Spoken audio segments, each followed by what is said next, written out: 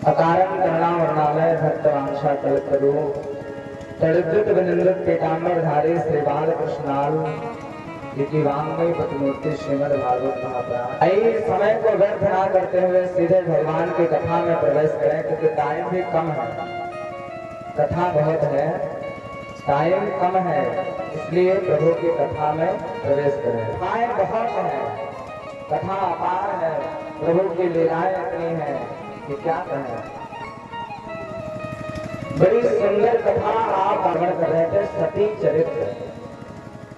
माता सती दक्ष ने यज्ञ किया और मां सती बिना बुलाए उस यज्ञ में गई। माता सती पहुंची और वहां पर देखा कि शंकर जी का स्थान तो है ही नहीं। शंकर जी का स्थान नहीं देखा जाए तो अपने पति का जब स्थान नहीं मिले तो पत्नी को, जहां पर पति का सम्मान न हो वहां पर पत्नी को जाना नहीं चाहिए। जहां पर पति का आदर न हो, पति का सम्मान न हो, वहां पर नारी को नहीं जाना चाहिए। माता सती गई है।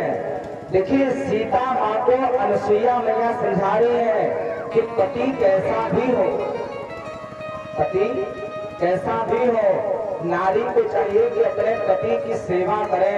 तो नारी का धर्म इतना ही है, पति जहाँ लेकर के जाए वहाँ जाना चाहिए और जहाँ मना करे वहाँ नहीं जाना चाहिए, क्योंकि आपकी अच्छाई के लिए मना करेगा। माता अनुसुईया समझा रही है, सीता मैया को समझा रही है कि पति कैसा भी हो, पति की सेवा करनी चाहिए। अंधे बधिर क्रोधी अति तेरा,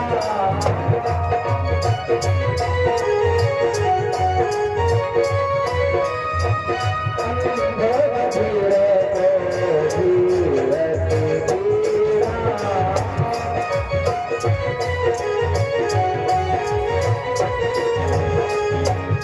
माता अनुसुईया समझाते हैं कि पति कैसा भी हो, अंधा हो, अंध, बधिर बहरा हो, क्रोधी हो, गुस्सा करने वाला हो और लंगड़ा हो, कैसा भी हो, पर नारी को चाहिए कि अपने पति की सेवा करे। और जो नारी अपने पति की सेवा नहीं करती है तो उनके बारे में कहते हैं, ऐसे पति कर किए अपमाना,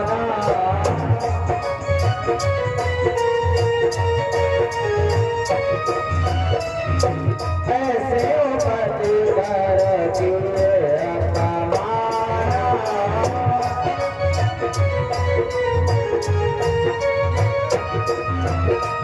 नारी पाव जब तेरा देखना,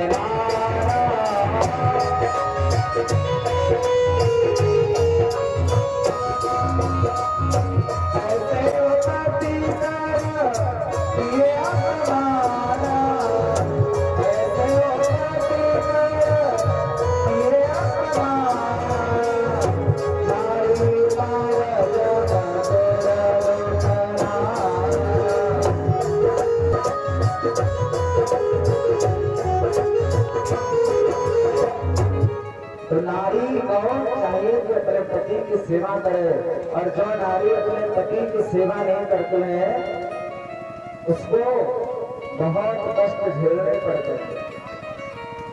ऐसे पति करके अपमाना,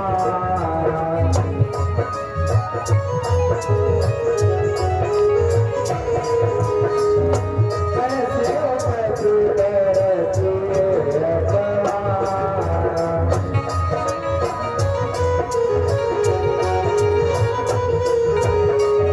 नारी पावे जब तेरा देखना,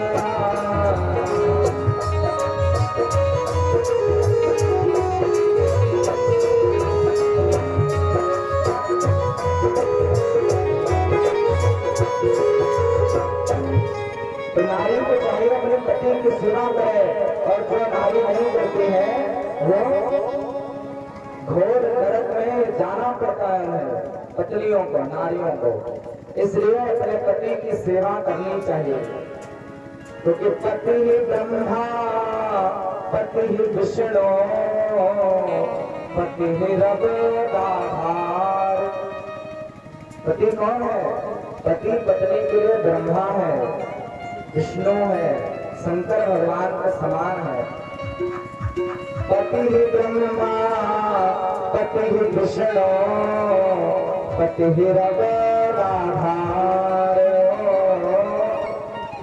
जिस नारी ने कंधा पाया, उसकी नैया पार। सोना पति बिना संसार, सोना पति बिना संसार। पति कैसा है? बोले पति ही ब्रह्मा, पति ही विष्णु। पति ब्रह्मा विष्णु के समान और पति ही जप है, पति ही तप है, पति ही है करतार। आपसे पूजा पाठ ना हो पाए तो कोई बात नहीं, मत करो और अपने पति की सेवा करो, इतना तो करना ही चाहिए। हाँ, पति ही जप है, पति ही तप है, पति ही है करतार हो। पति से ही तप इस तन की है, पति बिन बिताते हजार। सोना पति बिना संसार है ना। पति के बिना संसार सोना है। कैसे?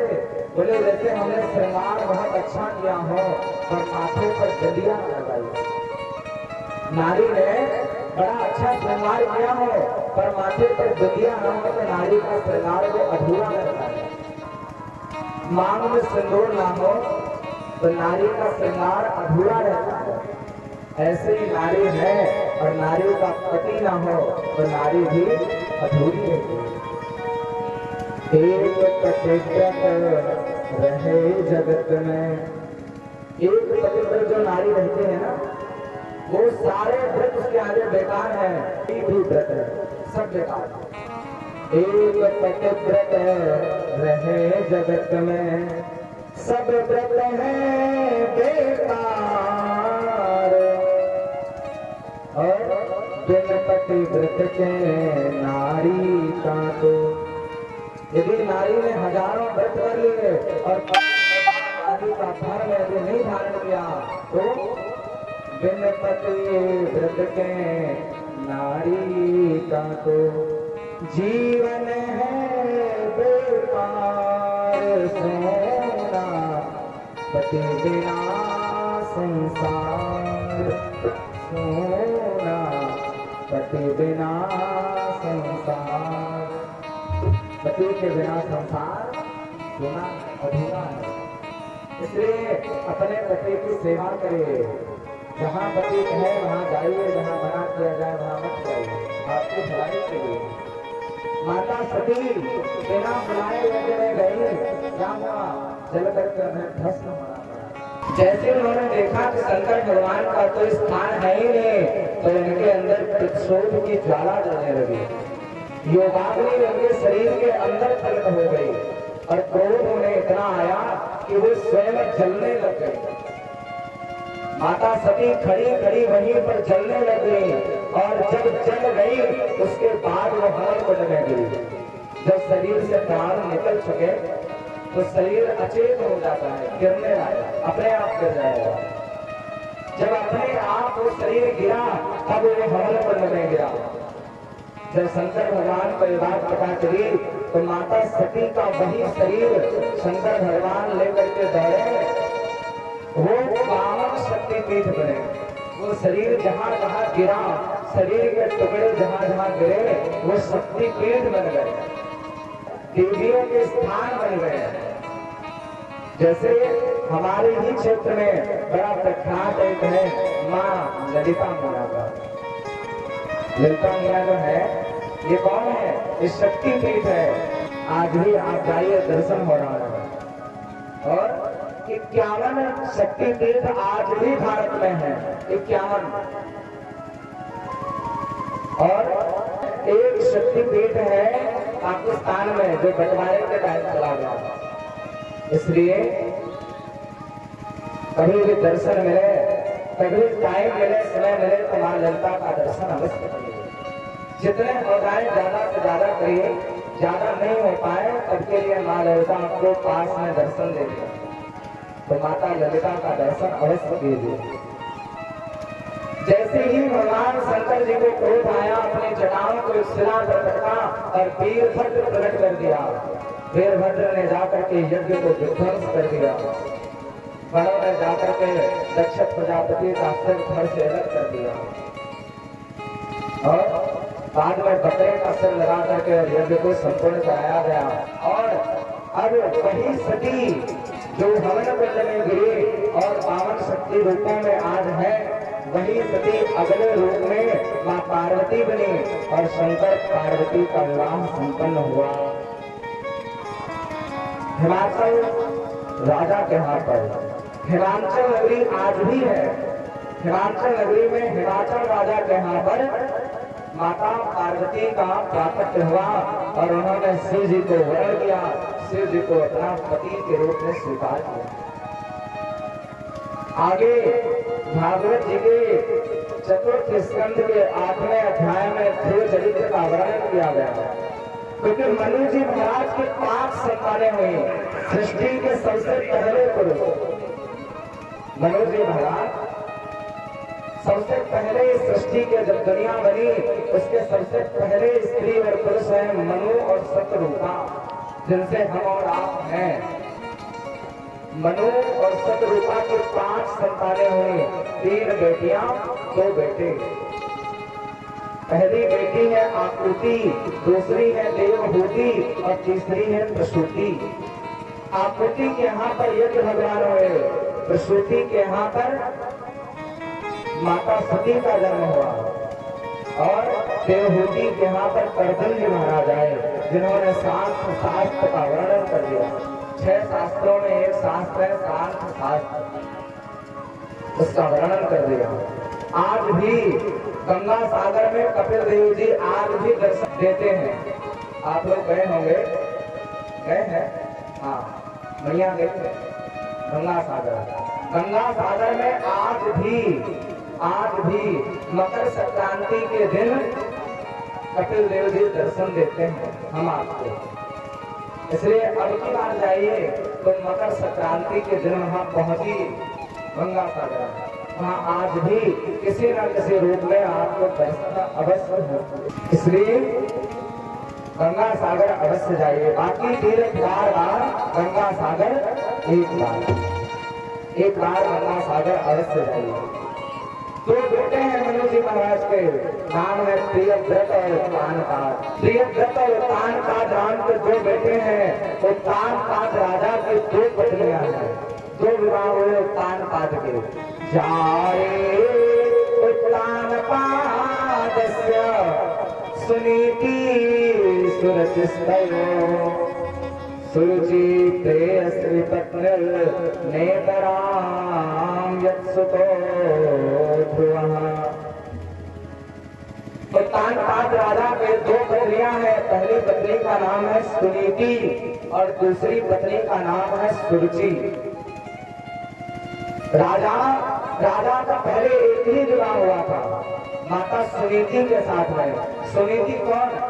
बोले जो सुंदर नीति से चले, जो शास्त्रों के बताए हुए रास्ते पर चले, उन्हें सुनीति कहते हैं। और सुरुचि जो मनमाना काम करे, अपने मन का काम करे, उसे सुरुचि कहते हैं, अपनी रुचि से जो काम करे। तो माता सुनीति के साथ में पहला विवाह संपन्न होगा। माता सुनीति के यहाँ पर कोई संतान नहीं हुई। माता सुनीति एक दिन विचार कर रही है कि यदि हमारे संतान नहीं हुई तो इस राज्य को आगे समय में कौन देखेगा, कौन संभालेगा? इसलिए संतान होना जरूरी है। एक दिन माता सुनीति ने अपने पति से आग्रह किया कि आप दूसरा विवाह कर लीजिए। उत्तान साहब ने मना किया कि हमें विवाह करना नहीं है, पर जबरदस्ती उन्होंने कहा कि आप विवाह कर लीजिए। तब उन्होंने क्या किया, बड़े सुंदर दिखने वाली सुरुचि के साथ में विवाह कर लिया। सुंदर दिखने वाली सुरुचि के साथ में विवाह किया और सुरुचि जैसे ही घर में आई तो माता सुनीति को उसने घर से बाहर निकाल दिया। बड़ी पत्नी सुनीति को घर से बाहर निकाल दिया। माता सुनीति जंगल में रह रही है और प्रभु की लीला ऐसी हुई कि जब माता सुनीति निकली घर से तो वो गर्भवती थी। उनके गर्भ में एक बालक पल रहा था। ये बात माता सुनीति को भी बाद में पता चली और माता सुरुचि भी गर्भवती हुई। उनके यहाँ पर भी सुंदर से बालक का जन्म हुआ और माता सुनीति के यहाँ पर भी एक बालक का जन्म हुआ। माता सुनीति के यहाँ पर जिसका जन्म हुआ उनका नाम पड़ा ध्रुव, भक्त ध्रुव महाराज। वो माता सुनीति के यहाँ पर हुए और सुरुचि के यहाँ पर एक बालक हुआ जिसका नाम रखा गया उत्तम। उत्तम माने बहुत अच्छा, उत्तम नाम रखा गया। अब माता सुनीति जंगल में रहती है, पर देखिए जंगल में रहने के बाद में उन्होंने अपने बालक को कितनी अच्छी शिक्षा दी, बड़ा अच्छा ज्ञान दिया। 5 वर्ष की अवस्था पूरी हुई, 5 वर्ष के दोनों बालक हुए हैं। ध्रुव जी महाराज बालकों के साथ में गांव में खेलने जाते हैं। गांव में खेलने जाते हैं विद्यार्थियों के बालकों के साथ में, क्योंकि ज्यादा विद्यार्थी भी, ज्यादा बालक भी वहां पर नहीं थे जंगल में, इसलिए ध्रुव जी गांव में जाकर के खेलते थे। एक दिन गांव वाले बच्चों के साथ में ध्रुव जी खेल रहे थे। गांव के बच्चों ने कह दिया, तो आप अपने पिता के पास में क्यों नहीं जाते हैं? आप जंगल में रहते हैं अपनी मां के साथ में, आपके पिता तो यहाँ के राजा हैं, आप उनके पास में क्यों नहीं जाते हैं? आज ध्रुव जी को पहली बार पता चला कि यहाँ के जो राजा हैं वो मेरे पिता हैं, उत्तान साहब वो मेरे पिता हैं। ध्रुव जी को पहली बार पता चला, क्योंकि माता सुनीति ने बताया नहीं था। आज ध्रुव जी जब खेल कर वापस आए तो माँ से कहते हैं, माँ बताओ हमारे पिताजी कौन है? हमने तो केवल आपको ही देखा है, आप हमारी माता हैं, पिताजी कहाँ हैं? माता सुनीति ने आज पहली बार बताया कि यहाँ के जो राजा है वही आपके पिता हैं। पर देखिए बालक ऐसा है, कहते हैं बच्चों को जितना संस्कारी बनाना है ये लड़कपन में बना लीजिए, जवानी का इंतजार मत करना, जवानी का बिल्कुल इंतजार मत करना। जितना संस्कारी बनाना है बच्चों को उतना बचपन में बना लीजिए।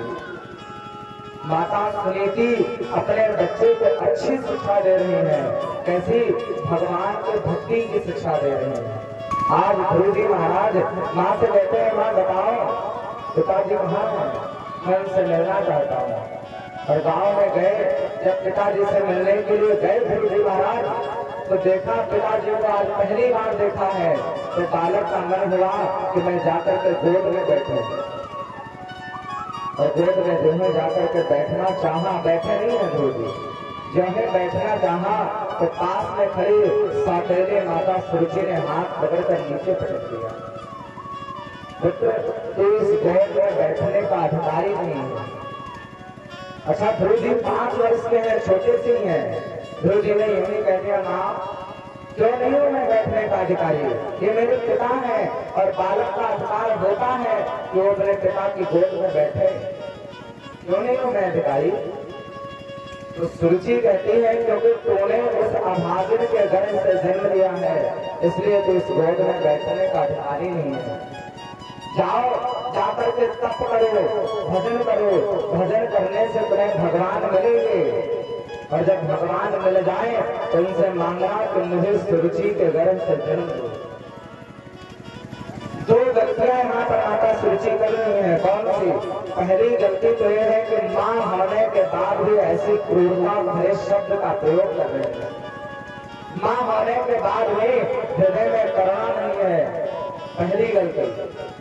दूसरी अपने गर्भ की तुलना वो भगवान से कर रहे हैं, अपने शरीर की तुलना वो भगवान से कर रहे हैं। जिन परमात्मा को पाने के बाद में कोई इच्छा शेष रह ही नहीं जाती है, और परमात्मा को पाने के बाद में ध्रुव जी से कहते हैं तुमसे मांगना कि तुम्हें सुरुचि के गर्भ से जन्म दो, क्योंकि जो नहीं उत्तम प्रकृति के कर सके कुसंग, चंदन विषगा पतन है लिपटे रहत भुजंग। कितना ही कर लीजिए, जो भक्त होता है ना, जिसे आप बदलना चाहें और वो बदलना ना चाहे तो बदलेगा नहीं, कुछ भी हो जाए। एक मित्र था, वो गया अपने मित्रों के साथ में खेलने के लिए, तो वहां जाकर के उन्होंने सबने सिगरेट निकाली, बोले तुम भी पियो। छोटा सा बच्चा था, उसने कह दिया मेरी माँ ने मुझे मना किया है पीने के लिए, कुछ भी बाहर का देने के लिए। दोस्तों ने बहुत प्रयास किया कि पी लो खा लो, पर नहीं, जिसे बदलना नहीं है ना वो बदलेगा नहीं, कुछ भी कर लीजिए। ऐसे ही चंदन विश्व व्यापक नहीं लिपटे रहत भुजंग, चंदन के पेड़ में सर्प लिपटे रहते हैं, फिर भी चंदन जिसको धारण नहीं कर पाता। ऐसे ही कितने ही गलत रास्ते आपके सामने आ जाए, पर चलना यदि हमें सच्चाई से है तो उन गलत रास्तों में भी अच्छा रास्ता अपने आप निकल जाएगा। ध्रुव जी महाराज आज अपनी माँ के पास में रोते जा रहे हैं, और जाकर के जो ही पहुंचे तो दासी ने आकर के बताया कि ऐसे ऐसी बात है, और माता सुरुचि ने इन्हें गोद से उतार दिया। आज गुरु जी कहते हैं माँ मैं रोज इसलिए नहीं रहा हूँ कि मुझे गोद में बैठने को नहीं मिला, मैं रोज इसलिए रहा हूँ क्योंकि सौतेली माता सुरुचि ने आपको अभागित कर दिया। माँ का आप अभागित हो। देखिए बच्चे के संस्कार देखिए, बच्चे को कम से कम इतना संस्कारी जरूर बनाइए कि आपका आदर करें, आपका सम्मान करें। हाँ, और बुढ़ापे का बचपन में संस्कार नहीं दे पाए, बुढ़ापे का इंतजार किया तो क्या होगा? बुढ़ापे में कोई नहीं सुधर पाया तो बच्चे क्या सुधरे? बुढ़ापे का इंतजार न करना, बच्चों को लड़कपन और जवानी से अच्छी शिक्षा दो, भक्ति की शिक्षा दो। हाँ, नहीं तो क्या करें? अगर शिक्षा अच्छी नहीं दे सकते हो तो एक ऑप्शन लास्ट, बिल्कुल आखिरी ऑप्शन, क्या करें? यदि अपने बच्चों को अच्छा ना बना पाए तो क्या करें? तू डूब के मर जा रे चुल्लू भर पानी में, कथा सब समझ न पाओगे। जब कथा में बढ़ापे में पहुंच नहीं पाएंगे तो क्या करें? कथा सुन मस्त जवानी में बुढ़ापा किसने देखा है।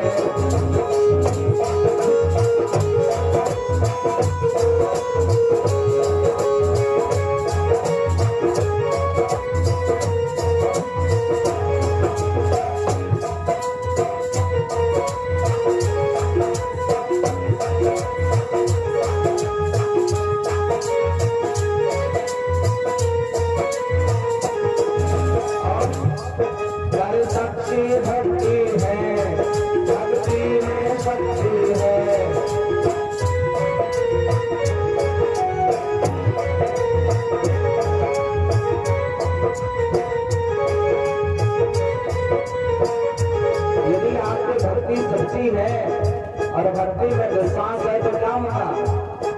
गर सच्ची भक्ति है, भक्ति में शक्ति है।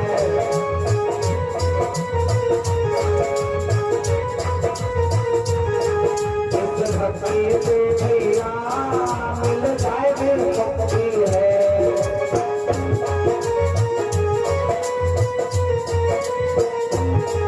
मेरे पारापन खोयो, सारा जीवन खोयो, जो आना पानी में तो डूब के मर जाए, चुल्लू भर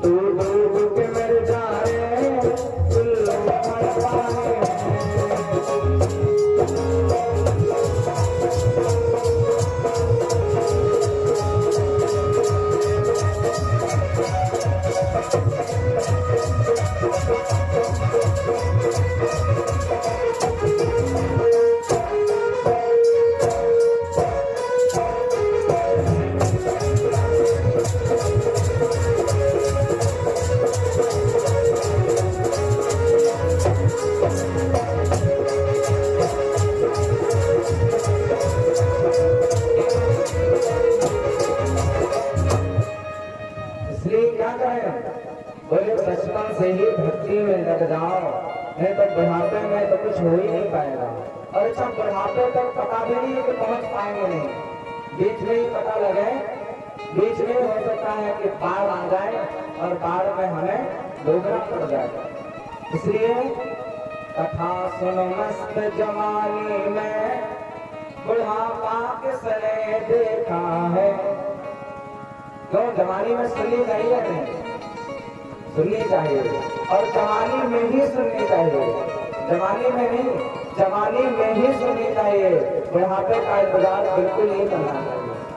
बताइए आपको अगर चारों धामों की यात्रा करनी है, दूर दूर की यात्रा करनी है, तो आप नई गाड़ी पे करेंगे पुरानी गाड़ी पे? नई गाड़ी, नई गाड़ी कहाँ होगी, वो बिगड़ेगी नहीं, और पुरानी लेके जाओगे तो पता नहीं कहाँ बंद हो जाए। इसलिए ये लड़कपन और जवानी ये नई गाड़ी है, बुढ़ापा पुरानी गाड़ी है। इसलिए लड़कपन और जवानी में भजन कर लिया जाए, बुढ़ापे का इंतजार बिल्कुल भी ना किया जाए। एक बार एक जूस वाला था, जूस वाले के पास गए, हमने कहा भैया जरा गन्ने का जूस देना। साहब ने गन्ने का जूस निकाला, गन्ने का जूस निकाला और जूस निकाल कर खुद पी लिया, छिड़का हमें दे दिया। बोले लो महाराज ये जूस लो। हमने कहा यार मजाक अच्छा करते हैं, गन्ने का छिलका हमें दे रहे हैं, अरे इसका रस तो आपने निकाल लिया पहले ही और छिलका हमें दे रहे हैं, छिलका किस काम का है। बोले महाराज जी आप समझ जाइए। और हम समझ भी गए कि वो समझाना क्या चाहता है। समझाना वो यही चाहता था कि लड़कपन जवानी और गन्ने के डंडे की तरह है, बुढ़ापा छिलके की तरह है। जवान रहे जब तब तक खूब जवानी का रस परिवार को, बच्चों को, घर परिवार को पिलाया, और बुढ़ापे का छिलका भगवान को दे रहे हैं, लो चूस लो। भगवान क्या पूछेंगे इसे? भगवान कहते हैं जवानी में मुंह नहीं दिखाया और बुढ़ापे में आए हो। हाँ, इसलिए क्या करें, लड़कपन में और जवानी में भजन करना प्रारंभ कर देना चाहिए। क्योंकि गई बहुत थोड़ी बची नारायण अब चेत। उम्र का कोई पता नहीं है, बहुत चली गई। लोग कहते हैं भैया हम बड़े हो रहे हैं, बड़े हम उस दिन थे जब हमारा जन्म हुआ था, हम तो दिन पर दिन हम छोटे होते जाते। गई बहुत थोड़ी बची नारायण अब चेत, काल चिड़ैया चुग रही निस दिन आयो खेत।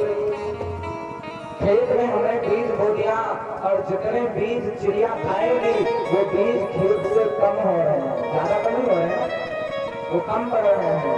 ऐसे ही काल रूपी जो चिड़िया है, ये समय है, ये हम सबको खाए जा रहा है। पता नहीं कब आखिरी सांस आ जाए, पता नहीं कब मरना हो जाए। इसलिए मरने से पहले ही प्रभु का भजन कर लिया जाए। ध्रुव जी की उम्र केवल 5 वर्ष की है, और देखिए हमारी उम्र इतनी हो गई, हमने भगवान को पाने का छोटा सा प्रयास भी नहीं किया।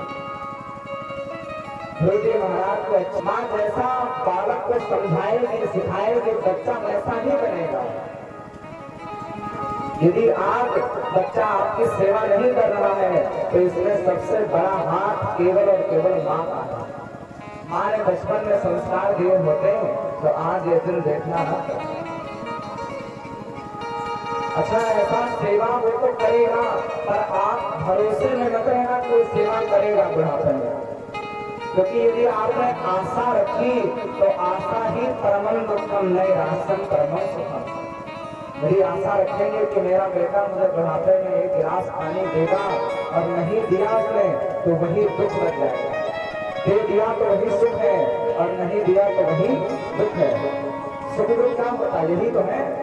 हमने कहा कि हमें गाड़ी मिल जाए, मिल गई तो वही सुख हो गया, और नहीं मिली तो वही दुख हो गया।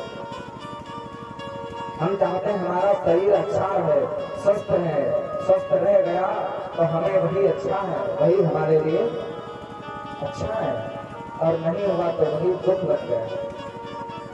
इसलिए बच्चों को अच्छा सिखाइए। चाणक्य नीति के दूसरे अध्याय के 11वें श्लोक में चाणक्य जी लिख रहे हैं कि माता शत्रु पिता मेरी ये न मानो न पाठिता न शोभते सखा मध्य हंस मध्य बको यथा। कहते हैं बच्चे को अच्छे संस्कार दीजिए। माता पिता का दीजिए नहीं, देना धर्म है। माता पिता का ये धर्म है कि अपने बच्चों को अच्छी शिक्षा दें। और जो माँ बाप अपने बेटे को अच्छी शिक्षा नहीं देते हैं और माँ बाप के बारे में कह दिया माता शत्रु पिता बैरी, वो माँ दुश्मन है, वो पिता दुश्मन है जो अपने बेटे को अच्छी शिक्षा न देता। माता शत्रु पिता बैरी ये बालों पाठिता। और यदि नहीं दे पाए तो बाद में क्या होगा? न शोभते समा मध्य हंस मध्य बको यथा। वैसे ही वो बालक हरी सभा में अच्छा नहीं लगेगा जैसे हंसों की सभा में एक छोटा सा बगुला आता है। हंस मध्य बको यथा। बगुला यदि आ जाए हंसों के सभा में तो दूर से चलकेगा। ऐसी यदि शिक्षा अच्छी नहीं है तो वो दूर से बालक दिखेगा, उसके विचार उसके आचरण वो दूर से दिखेंगे। इसलिए बच्चों को अच्छी शिक्षा दीजिए, ज्ञान की बातें बताइए, अच्छी बातें बताइए। माता सुनीति अपने बच्चे को देखिए कितना अच्छा बालक बना रही है, भगवान का भक्त बना रही है, कितनी अच्छी शिक्षा दे रही है। और जब गुरु जी महाराज आए वहां से तो माता सुनीति ने कह दिया कि बेटा यदि तुम्हारी सौतेली माँ ने कहा है कि जाकर के भजन करो तो उन्होंने गलत नहीं कहा है। ये है देखिए माता आपके बालक को कोई कुछ कह दे, कोई मार दे तो आप चुप रहेंगे? नहीं रहेंगे। क्या करेंगे? आज तो लाठियां चल जाएंगे। और माता सुनीति ऐसी है जो अपने बच्चे को समझा रहे हैं कि बेटा तपसाराध्य पुरुषम, तप करो भगवान का। और जो माता सुनीति ने कहा अपने बेटे से, सुरुचि ने तुमसे जो कहा है ना वो बिल्कुल सत्य है कि सत्यम सुरुचा विहितम भगवान में यद दुर्भगाया उदरे गहिता। बेटा तुम्हारे माता सुरुचि ने बिल्कुल सच कहा है, जाओ जाकर के भजन करना, तप करना, तप करने से तुम्हें भगवान मिलेंगे। इतना कहकर के माता सुनीति चुप हो गई। बस इतना ही कहा कि तप करने से तुम्हें भगवान मिलेंगे। आगे क्या है कुछ बताया नहीं। गुरु जी 5 वर्ष के हैं, अब सोचिए 5 वर्ष के बेटे से आप कहो कि भजन करो तो क्या करेगा? उसे पता ही नहीं है कि भी भजन और भगवान क्या होते हैं। ऐसे गुरु जी को भी पता नहीं है कि भजन और भगवान क्या होते हैं। गुरु जी ने कहा माँ ये कौन होते हैं भगवान, कहाँ रहते हैं? ये प्रश्न अच्छा सबके मन में खड़ा होता है कि भगवान कहाँ रहते हैं। सबके मन में लगभग कभी ना कभी ये प्रश्न जरूर आता है कि भगवान कहाँ रहते हैं, और यदि हैं तो दिखाई क्यों नहीं देते। स्वामी विवेकानंद जी एक बार विदेश गए प्रवचन देने के लिए, तो विदेश में भी उनसे किसी ने यही प्रश्न किया कि स्वामी जी आप प्रवचन देने के लिए आए हैं और प्रवचन में एक ही बात कहते हैं कि भगवान सब जगह है। अगर भगवान सब जगह है तो दिखते क्यों नहीं? पहला तो भगवान है कहाँ, और दूसरा यदि है तो दिखते क्यों नहीं? 2 प्रश्न उसने पूछे। स्वामी जी ने कहा हमें बड़ी भूख लगी है, क्या हमें दूध पिलाओगे? बोले हाँ। अब तो कटोरे में दूध भर के लाया गया, दूध सामने रखा गया, और स्वामी जी ने क्या किया? बोले उसने हाथ घुमाना प्रारंभ कर दिया। 10 मिनट 20 मिनट आधा घंटा हो गया और स्वामी जी अभी हाथ घुमा ही रहे हैं। उसने कहा स्वामी जी आप क्या कर रहे हैं? आप दूध का पान कीजिए, दूध पीजिए, आपकी भूख मिटेगी, आप हाथ को घुमा रहे हैं। बोले हम दूध में घी ढूंढ रहे हैं कि घी कहाँ है। स्वामी जी ने कहा इस दूध में घी है पर वो कहाँ है वही मैं ढूंढ रहा हूँ। उस व्यक्ति ने कहा कि महाराज लगता है आप पागल हो गए हैं, भाई दूध में ऐसे थोड़ी घी मिलेगा, क्यों मिल जाएगा ऐसे नहीं मिलेगा। क्या करेंगे? बोले दूध को जमाओ, उसका दही बनाओ, दही का मंथन करो, मंथन करने से उसमें मक्खन निकलेगा, मक्खन को पकाओ फिर उसका घी बनेगा। तो मक्खन से दूध से घी तक की जो बीच की दूरी है ना, वो दूरी क्या है? बोले दूरी ही भक्ति है। स्वामी जी ने कहा कि जैसे दूध के कण में घी है, दूध के कण में घी है पर दिखता नहीं है, ऐसे ही सृष्टि के कण में परमात्मा है बस दिखता नहीं। और बोले भगवान और दूसरा बताए, बोले जैसे एक फूल में सुगंधी है, फूल में सुगंधी है, अब पूछे कहाँ पे है? तो ऐसा कुछ है नहीं, पूरे फूल में है। ऐसे ही पूरी सृष्टि में परमात्मा है। एक बार एक व्यक्ति ने आया, व्यक्ति ने कहा कि महाराज अगर भगवान है तो हमें दिखाइए, प्रत्यक्ष दिखाइए भगवान है। हमने कहा अच्छा। बोले कि जहर पीने से, हमने कहा बता जहर पीने से क्या होता है? बोला मर जाता है। क्यों? आप बताइए जहर पीने से क्या होता है? मर जाते हैं। कितने लोग मानते हैं जहर पीने से मर जाते हैं? हाथ उठाओ, हाथ उठाओ भैया। जहर पीने से लोग मर जाते हैं, सही बात है, तो हाथ उठाओ। आपने पी के देखा? नहीं किया ना? अगर नहीं किया है तो आप मानते क्यों हैं कि जहर पीने से मर जाते हैं? पी के देखिए, मर जाएंगे जहर पीने से, पक्की बात। आप मान रही हैं कि जहर पीने से मर जाएंगे, माना, पी के नहीं देखा है। ऐसे ही जब जहर पे विश्वास कर लिया तो भगवान पे विश्वास करने में क्या जाता है?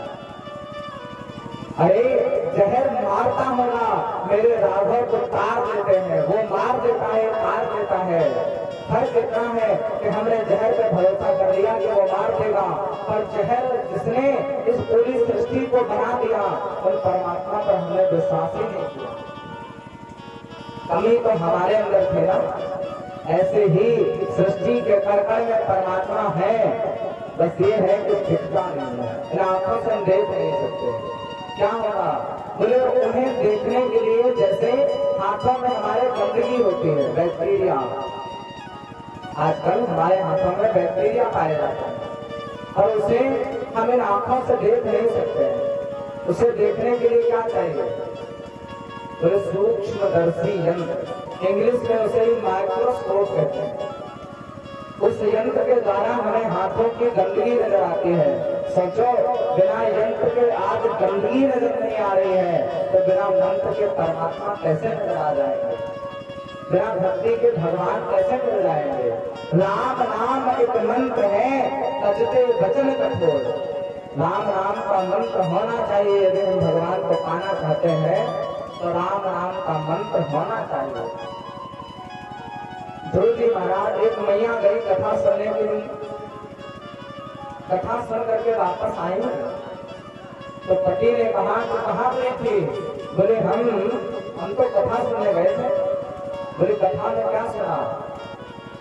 बोले ज्यादा तो नहीं सुना और ज्यादा हमें याद भी नहीं है, पर एक बात हमें याद है। कौन सी? बोले भगवान सब जगह है, पंडित जी ने यही बताया। पति और ऐसा था, पति ने कहा कि यदि भगवान है तो हमें दिखाओ, मुझे दिखते क्यों नहीं हो?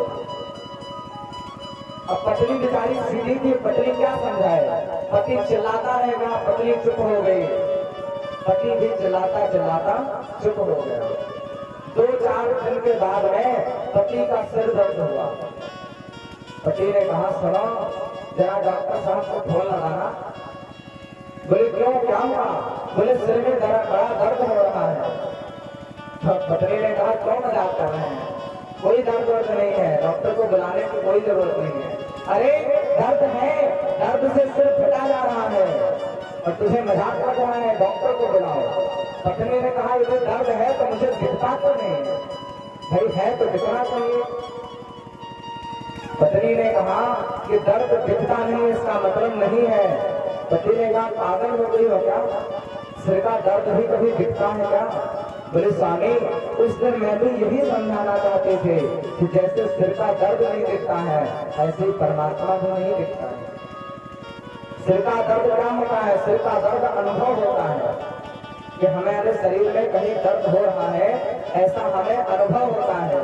ऐसे हम जब भक्ति करेंगे तो हमें परमात्मा का अनुभव होगा कि भगवान सब जगह है। ध्रुव जी को जैसे ही माँ ने समझाया, ध्रुव जी महाराज को बहुत अच्छे से समझ में आ गया और ध्रुव जी घर भर को अपनी माँ को छोड़कर चल पड़े जंगलों में तपस्या करने के लिए चल पड़े। लेकिन बिनो गुरु भवाने भीतर न कोई,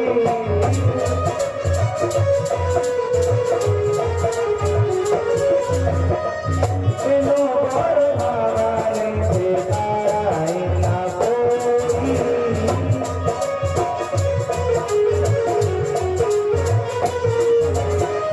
जो निरंजन शंकर सम होई।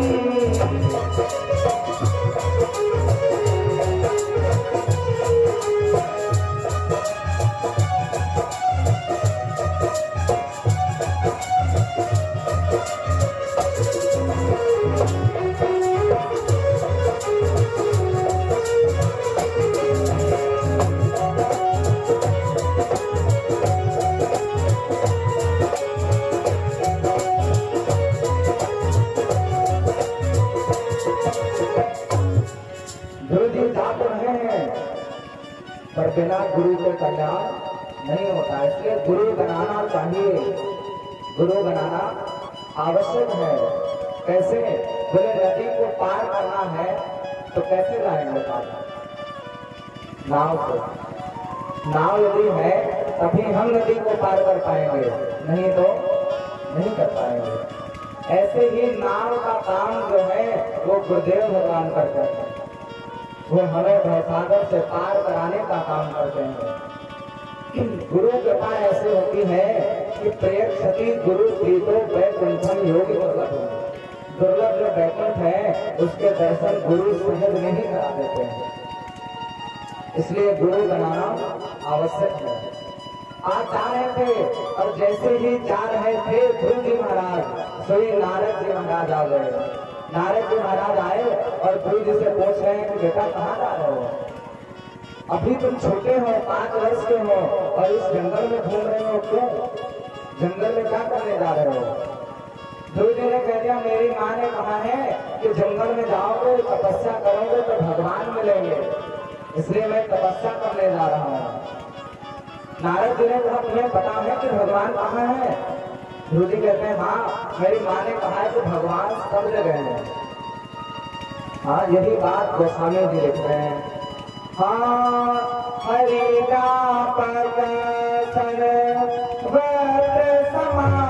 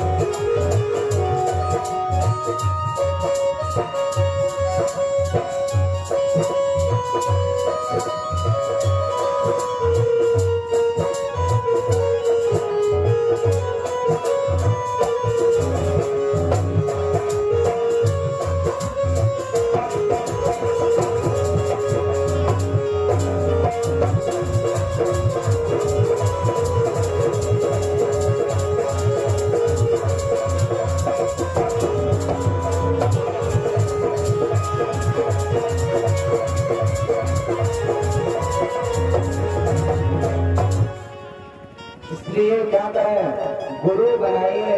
और गुरु बनाने के बाद में ध्रुव जी ने, जैसे नारद जी ने कहा कि भगवान कहाँ है, तो उन्होंने कह दिया हरि व्यापक सर्वत्र समाना। भगवान को समझ गए हैं, आप तो संत हैं, आपको तो और अच्छे से पता होगा, आप हमसे पूछ रहे हैं। जब नारद जी ने ऐसा भाव देखा कि छोटा सा बालक इतनी बड़ी बात कर रहा है, तो नारद जी ने ध्रुव जी को आज मंत्र दे दिया। पहले तो बहुत डराया कि बेटा जंगल जाओगे, जंगल में शेर रहता है, शेर खा जाएगा तुम्हें, भजन करने से भगवान नहीं मिलेंगे थे। क्योंकि कितने साधु संत ऐसे हैं जो हजारों लाखों वर्षों से तपस्या कर रहे हैं, उन्हें अभी तक नहीं मिले, और तुम अभी पालोगे, नहीं मिलेंगे भगवान, वापस चले जाओ। पर ध्रुव जी कहते हैं कि मैं मान मेरी कहाँ है कि भगवान मिलेंगे, तो मिलेंगे ही, मैं पा करके ही वापस आऊंगा, ऐसे जाने वाला मैं नहीं। क्योंकि जब संकल्प हमारे अंदर अच्छा होता है, भाव अच्छा होता है, तो भगवान को मिलने में भी देर नहीं लगती है। शुश्रूषितक्षणात्, जब आपका संकल्प होगा अच्छा, तो परमात्मा जल्दी मिलेंगे।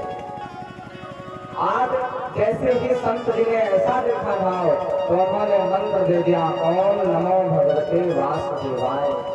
साक्षर मंत्र दे दिया ध्रुव जी महाराज को, और ध्रुव जी महाराज ने संत के चरणों में प्रणाम किया, आगे बढ़े, और जैसे ही गांव के बाहर निकले, सोई पिताजी आ गए। अब उत्तानपाद राजा आए और ध्रुव जी को समझा रहे हैं कि बेटा जंगल मत जाओ, जंगल जाना अच्छा नहीं है तुम्हारे लिए, तुम अभी छोटे हो, तुम जाओ, मैं तुम्हें 5 गांव का राजा बनाता हूँ, जाओ अपनी माँ के साथ में बहुत अच्छे से रहना, 5 गांव के राजा बन जाओ। ऐसे ही 5 गांव का राजा बनाने लगे। ध्रुव जी कहते हैं, वाह पिताजी, जब मेरी सौतेली माता सुरुचि ने मुझे गोद से नीचे पटक दिया था, तब आप कहाँ गए थे?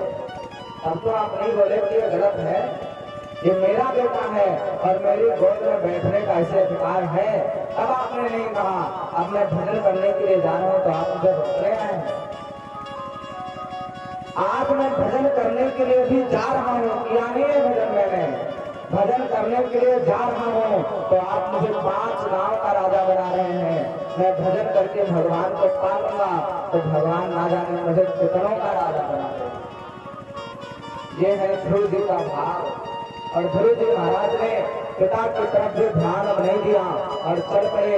गए हैं मथुरा जी के पास में, मथुरा जी के पास में बैठ करके वो भजन कर रहे हैं, और जो मंत्र नारद जी ने दिया था उसी मंत्र का जाप कर रहे हैं।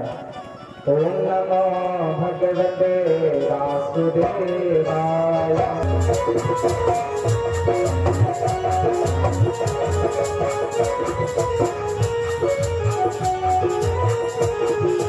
ओम नमो भगवते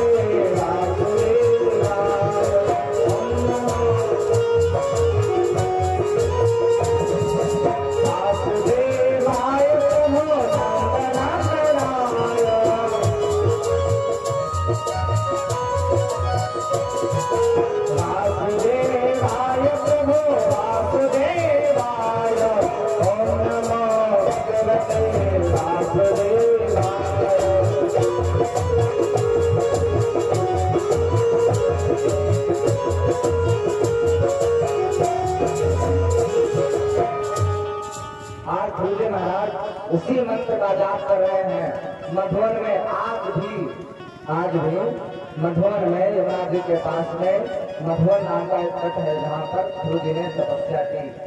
आज भी वहाँ पर जाकर के वो तप कर रहे हैं, और तप करने के बाद में प्रभु से भी प्रार्थना करते हैं, कन्हैया कि मन को मोरे लीक धन का सहारा मिले,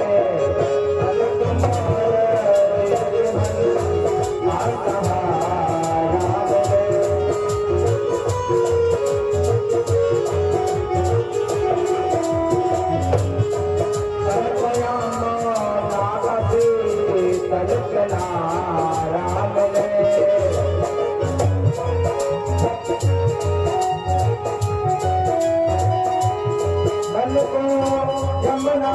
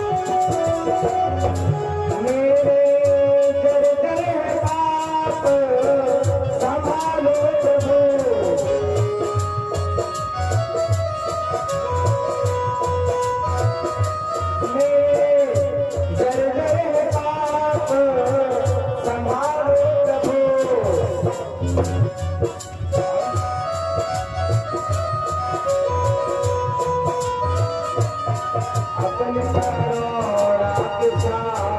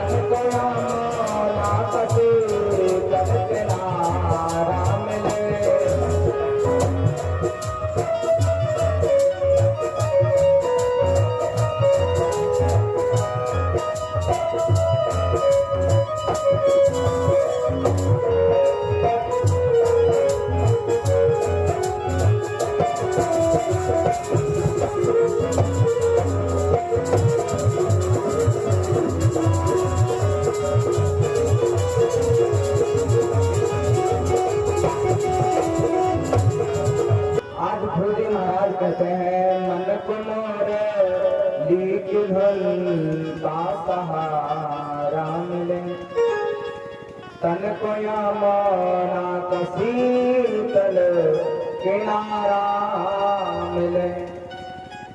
आज गुरु जी महाराज खड़े हैं और कहते हैं प्रभु आज गुरु जी रोने लग गए। भजन तो कर रहे हैं, जब कर रहे हैं पर रोने लग गए। कभी भी भगवान की याद आए और उनकी याद में एक आंसू निकाल कर देखे, क्या आनंद आएगा। और जब हम उनके लिए आंसू बहाएंगे तो मिलने में परमात्मा को देर लगेगी। हाँ, कन्हैया कोई रोज रो पुकारा। कन्हैया को कैसे पुकारे? रोकर पुकारे। कन्हैया कोई रोज रोकर पुकारा, कहा नाथ जैसा हो वैसा तुम्हारा। वो बोले कि साधन किए तूने क्या क्या, मैं बोला किसे तूने साधन सितारा।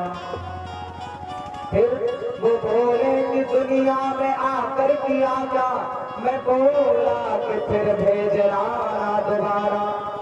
वो बोले परेशान तेरी बहस से, मैं बोला कि कह दो तू जीता मैं हारा। भगवान से जब जिद करेंगे ना तो भगवान भी जो हम कहेंगे वही करेंगे। क्यों?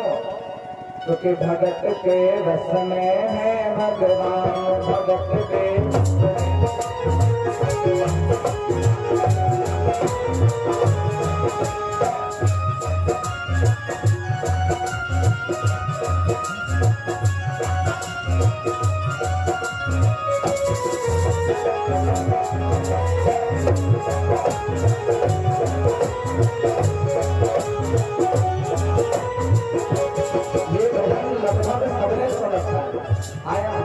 लगभग सबने सुन रखा है। इसमें एक बेटी है, वो बेटी वृंदावन जाती है और जाते बड़ी होती है, वृंदावन से ठाकुर जी की प्रतिमा लेकर के आते हैं। उसी का पूरा इसमें चरित्र बताया गया है। भगत के वश में है भगवान, भगत के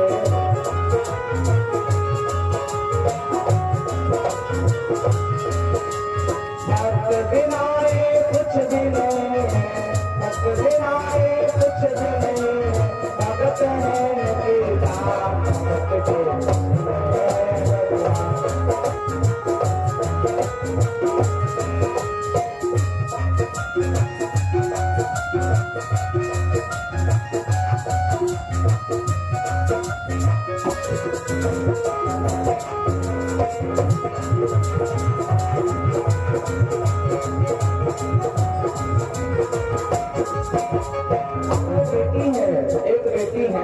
वृंदावन जाती है और वृंदावन जाकर के वहाँ पर ठाकुर जी का दर्शन करती है। धीरे धीरे समय व्यतीत हुआ, उसकी शादी हुई, वो बेटी बड़ी हुई, उसकी शादी हुई और उसने वृंदावन धाम जाना नहीं छोड़ा। धीरे धीरे और समय व्यतीत हुआ, उसके बच्चे हुए और उसने वृंदावन धाम जाना नहीं छोड़ा। बच्चों का विवाह हुआ, बहुएं आ गए, बहुएं के बालक हो गए और उसने वृंदावन धाम जाना नहीं छोड़ा। शरीर बूढ़ा हो गया, जर्जर हो गया पर उसने वृंदावन धाम जाना नहीं छोड़ा। अब जब चला ही नहीं जाता है तो वृंदावन धाम गई और एक मधु की छोटी सी प्रतिमा लेकर के आई। अब उसे ही नहलाती है, बुलाती है, उसी को लाल लड़ाती है और उसी को अपना बालक समझ रही है, बेटा समझ कर उसको लाल लड़ा रही है। भक्त मुरली वाले भी रोज वृंदावन दौड़े, कृष्ण को लल्ला समझे, कृष्ण को लल्ला बोले।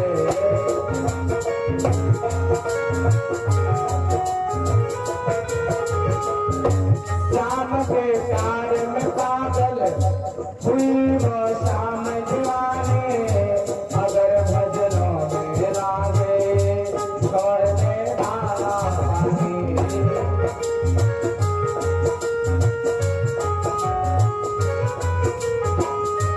अगर भजनों में लागे छोड़ दे दाना पानी।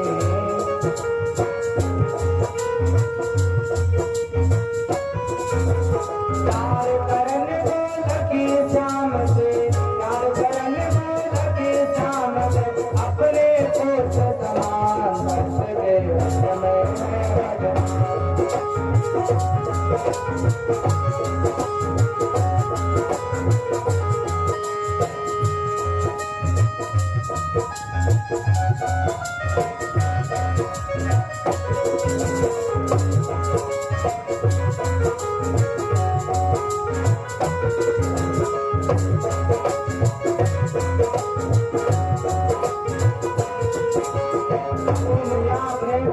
सजा नहीं है, अपने कन्हैया की पूजा करती हैं और रोज रोज उनको देखती हैं कि मेरे लाला को कोई दिक्कत तो नहीं। वो अपने कृष्ण लला को